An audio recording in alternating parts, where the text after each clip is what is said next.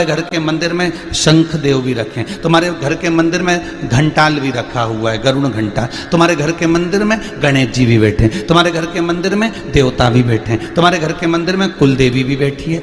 इतने बड़े मंदिर में और भी देवी देवता हो सकते हैं, उनका नाम हमें ध्यान में नहीं होगा। बद्रीनाथ गए होगे तो बद्री विशाल, केदार गए हो तो केदारनाथ, तो उज्जैनी गए होगे तो महाकाल, काशी गए होगे तो विश्वनाथ, शिरडी गए होगे तो बाबा, तो जितने भी होंगे आपके यहाँ बहुत सारे देवी देवता विराजमान होंगे, ये पक्का। जितने कथा सुन रहे हो ऐसा किसी का घर नहीं जिसके घर में भगवान नहीं, सबके घर में। जो नहीं सुन रहे उनके यहाँ भी है। एक आले में, एक मंदिर में बहुत सारे भगवान रखे हुए हैं। अब आप ध्यान दीजिएगा जरा, आप आरती उतार रहे हो भगवान नारायण की, आप आरती उतार रहे हो लक्ष्मी जी की, आप आरती उतार रहे हो बद्रीनारायण की, आप आरती उतार रहे हो श्री गणेश जी महाराज की।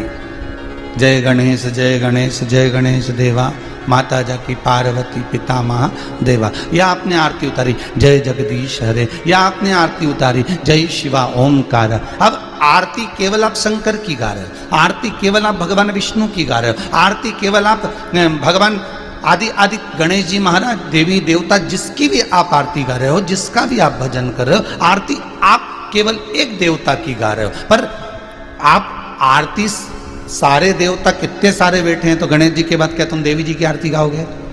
जितने लोग आस्था पे सुन रहे हो सही बताना, गणेश जी के बाद देवी जी की गाओगे, देवी जी के बाद शनि महाराज की गाओगे, शनि महाराज के बाद गुरु महाराज की गाओगे, गुरु महाराज के बाद में शंकर जी की गाओगे, शंकर जी के बाद में लक्ष्मी जी की गाओगे। जितने देवता तुम्हारे मंदिर के अंदर बैठे हैं, क्या सारे देवी देवता की आप आरती गाओगे क्या? नहीं, आरती एक गा रहे हो, आरती एक बार। और इतने दिए भी नहीं लगाओगे कि गणेश जी के लिए अलग दिया लगाया, शनि महाराज के लिए अलग लगाया, राहु के लिए अलग लगाया, शंकर जी के लिए अलग लगाया, कुल देवी का दिया अलग, कुल देवता का दिया अलग। ये नहीं है, दिया एक लगा है, आरती एक बोली जा रही है।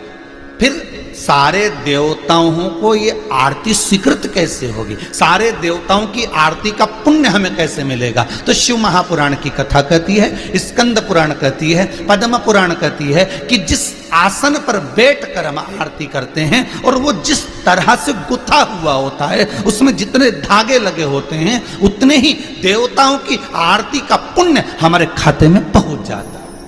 हमें अलग से किसी देवता की और आरती उतारने की जरूरत नहीं पड़ती कि गणेश जी की हम अलग से उतारेंगे, कुल देवता के अलग से उतारेंगे, उन देवता के अलग से उतारेंगे, उन देवी